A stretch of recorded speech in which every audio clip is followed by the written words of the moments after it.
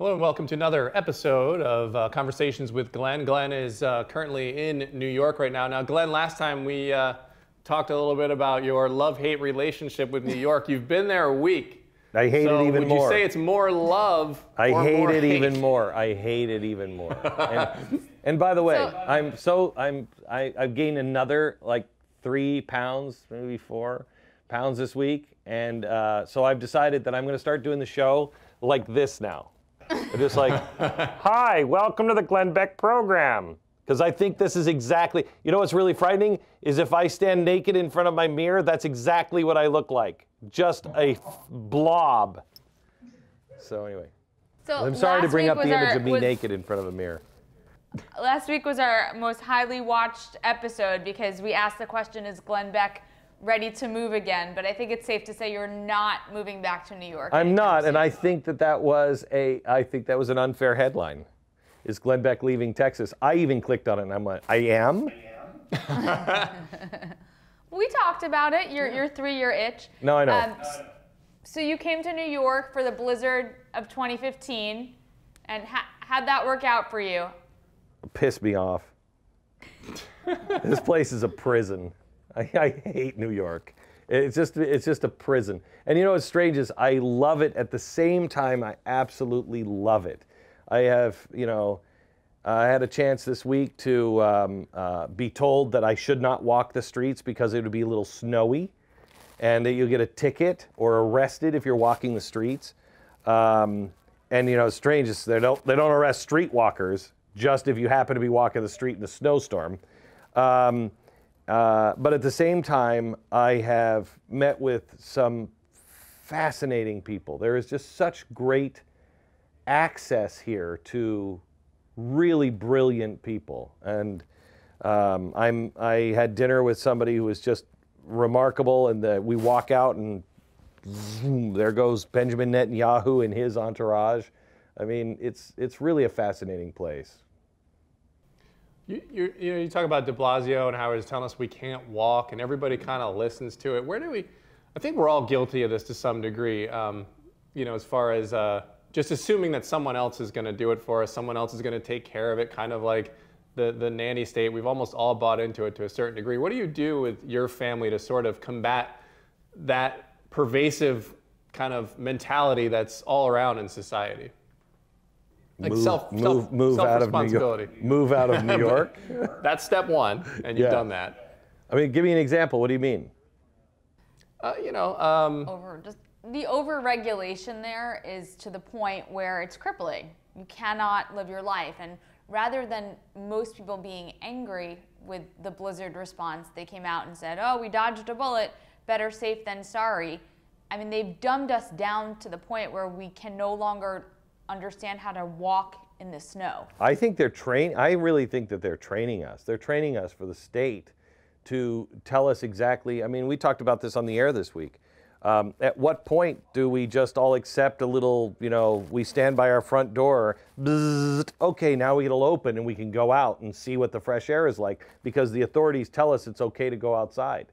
I mean, think about what we have lost. What freedoms have we lost? Oh, I don't know. Do you remember what happened with the Boston bombing? Do you remember how they shut everything down and stay in your homes? And there were SWAT teams, pointing rifles at people in their windows. That was Germany, 1930s. That was insane. And the same thing here. They cost the city $700 million, almost $1 billion. For what? And they say they're helping. They say they're helping people. They're not helping people. You know who got hurt? The people who live on the hourly wage. All the people they say they want to help. Those people could not go to work, so they lost their wage for the day. How are they going to make ends meet at the end of the month? It's obscene. And then those 2 kids that were out trying to snow shovel and got a visit from cops, and they're like, well, we didn't ticket them. Well, but they got a visit from cops. I mean, I don't know about you growing up, but if I ever got an encounter with a police officer, it was kind of a terrifying experience. Right, and let me ask you this, Dan. What did that teach? What did that teach? In the city, don't do that again. Yeah, in the city that has an ordinance that if you don't shovel your walk, you can get a fine. So everybody has to shovel their walk. Now, let's teach the kids in the neighborhood they can't go to the old lady's house or go to their neighbors and say, hey, you know, for $10 you want us to shovel the walk? You're teaching capitalism is bad, capitalism is wrong, you know, ingenuity is wrong, self-starting is wrong. Going out and saying, hey, there's a need, let me go and fill it, that's all wrong. You got to go through an authority figure to get that. Oh, and by the way, if the old lady down the street, she can't do it, and she can't pay somebody to do it, and her children or her grandchildren live too far away and they can't make it, the old lady's going to get fined. It's the death of common sense. It's the death of capitalism. It's the death of empowerment. It's the death of the entrepreneur. It's bad. Right. I think one of the most frightening things was how easy it is for them to trap everyone in Manhattan. You shut the bridges, tunnels, subway system, and buses, and in an instant, you're stuck there. That to me was frightening. So I had a conversation. I was at dinner, and nobody at the table believed me, and because of technology, within 3 minutes, they all searched, and they were like, holy crap, you're right. They didn't believe me. I said, you know who wins in this scenario? I mean, not in this particular temperature, but you know who wins in this scenario? Are the Columbia University students. Why? Because they all have to take a swimming test. They all have to be able to swim to be able to get to the other side of the river. Now, that's not what Columbia University says it's for, but they're the only ones here on Manhattan that have a swimming test, and they enforce it. You don't graduate. You can go through your 4 years. You didn't pass the swimming test, you don't graduate.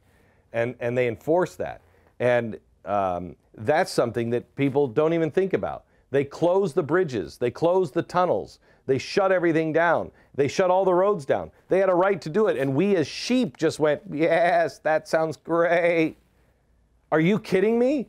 They just trapped 8 million people on an island. If you think that there's an outbreak of something, they're not going to do that again, you're screwed.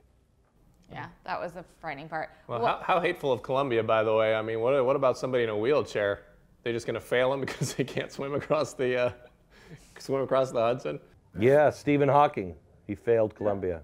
What an idiot. Can't swim across the Hudson. One other thing we wanted to bring up was you put up a Facebook post earlier in the week that got a ton of responses about changes you were thinking about making to the show and kind of touching base with the audience. And one of the most exciting things is, I've been going in and interacting with some of these people, is it seems like you and the audience are on the same page. Are you surprised? Are you?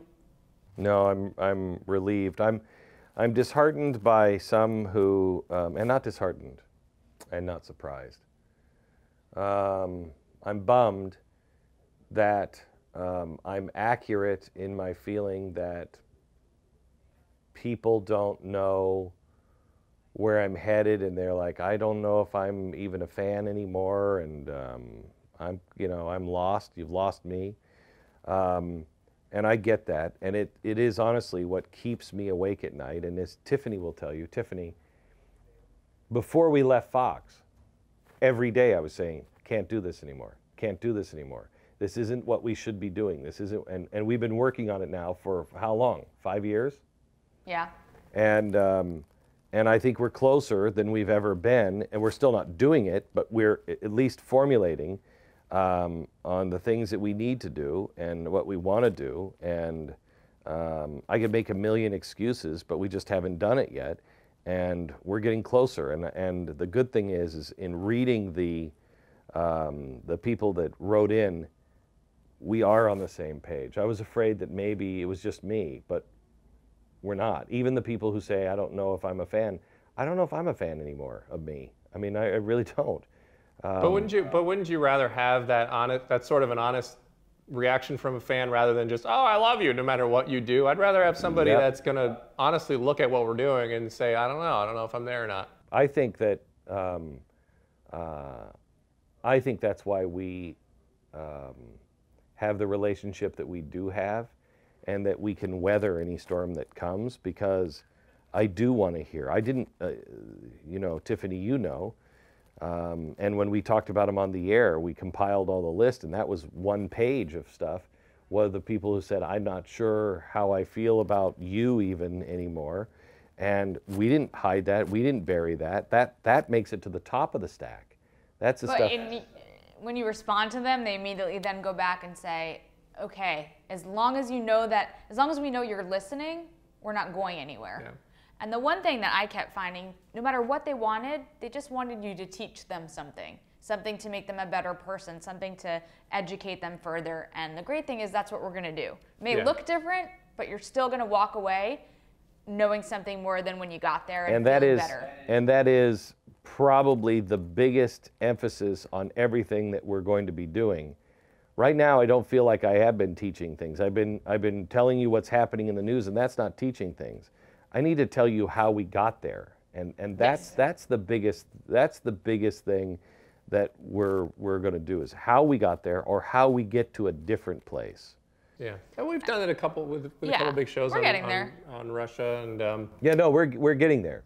And again, my goal has been for a relaunch internally. My goal for a relaunch has been September. So we're right on track. We're getting closer, and it's, you know. And also showing people that are doing it themselves. That was the other recurring theme. Show us the stories of real people doing this, and we're going to do that in a very different way. And look, I mean, look me in the eye. I mean, if I can do it, anyone can do it. So while we're here, one last thing. While you're there, I don't know if you can see us, but Dan and I have just been moving some things around. Yeah, you'll like it. I know that maybe you can't see quite well through this connection there, but we're just sort of redecorating a little bit. I can't see anything. On my screen, it's completely frozen, so. Yeah. It's okay. We're just turning a few statues upside down and moving things around. We saved you one of those cupcakes that you wanted this morning. You're about to get a New York ice ball to the head.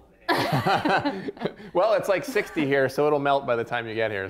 So bring it on. And if you don't like the redecoration, don't worry. We'll put it back where we think we remember where stuff was. Yeah, like we're not going to break anything. A couple things maybe. Well, okay, maybe I shouldn't. There's some icing on that now. Oops. Okay. Yeah, your truck maybe got a little. Sorry about that, but anyway. See you when you get back. Goodbye. Thanks, guys. Have a good weekend. Go Seahawks. Thank you.